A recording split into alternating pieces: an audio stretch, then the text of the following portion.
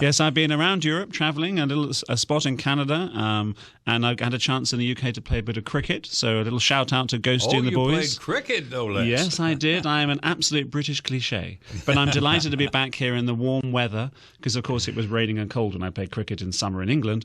I'm delighted to be back here to start the season, and what a season we have. This is going to be a fantastic opening night. We have a concert that celebrates Tampa Bay, the eclectic and glorious diverse mix of us with our great Cuban influence with Gershwin Cuban Overture. We have a phenomenal Cuban pianist, Aldo Lopez Gavilan, who's a real hit already with our Florida Orchestra patrons, and he'll be performing Grieg's Piano Concerto. And we have a piece with electronics in it, Beethoven's Leonora Overture, and then we finish with the mighty Ravel's Bolero. Now, I've been Bolero. studying my history, Jack. Michael, I tell me if this is right here. 250th anniversary of Beethoven, correct? My jaw is slack. Thank you. You know everything. You seem to know it all. Absolutely. And this is what we'll be celebrating over the next 2 years, is the greatest composer, looking at his life and also how he's influenced other composers. And what a man who sort of united humanity, and just the greatest composer, really. He's my number one, Beethoven. Wow, that's a claim. He's your number one. He's my number one. That's it. I'm sold. And the amazing thing is, when you come to the orchestra, you'll learn about these people, too. I mean, it's an educational experience as well as an incredible thrill to hear that music. Yes, we really care that people leave understanding the music and understanding their own lives as a result of it better. And in fact, what we're doing on October the 10th is one of our Inside the Musics on Beethoven Symphony No. 3. These are free concerts, or pay what you can concerts, and this is at Blake High School, and this is a chance for us to talk about the piece for about an hour, and then in the second half performance you really get a chance to understand the music and the composer, and people have gone crazy for them. They're really increasing in popularity, and we're thrilled to bring 3 of those back this year.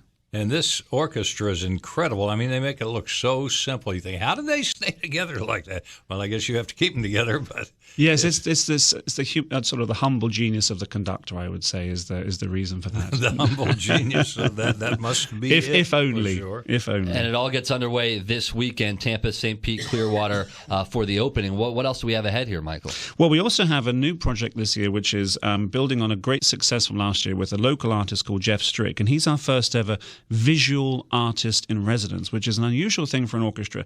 And he's doing this phenomenal painting and creating a film based around Don Quixote, the great story from La Mancha. And this is Richard Strauss's music. But you are watching the music happen, but at the same time, there's this art that he's painted going on the screen in a film alongside it. It's absolutely amazing. And last year we did it, and people were just blown away by it. So it's a very, very powerful experience. And that's being paired with Beethoven 3, and that'll be on the 11th to the 13th. You all are finding new ways to make the experience much more than just the music, which is also something that's a sight to behold and listen to, but to add more to it to make the experience even greater than it is to start with. Absolutely. And of course, for all our Masterworks concerts, if you come an hour before, we have a half an hour pre-concert talk, and these have grown in popularity enormously. We have sometimes 500 to 1,000 people there just to listen to us talk about the music. So we don't want you to feel intimidated by it. Anybody can come, and everybody will be impacted by it. This is going to be humongous. Before we go, I want to throw that out there so people can make plans for it. But the Beatles Pops concert, October 4th through 6th in Tampa, St. Pete, and Clearwater. 50th year anniversary of Abbey Road, too, right? You are knocking them down today, Aaron. You just say knocking them down.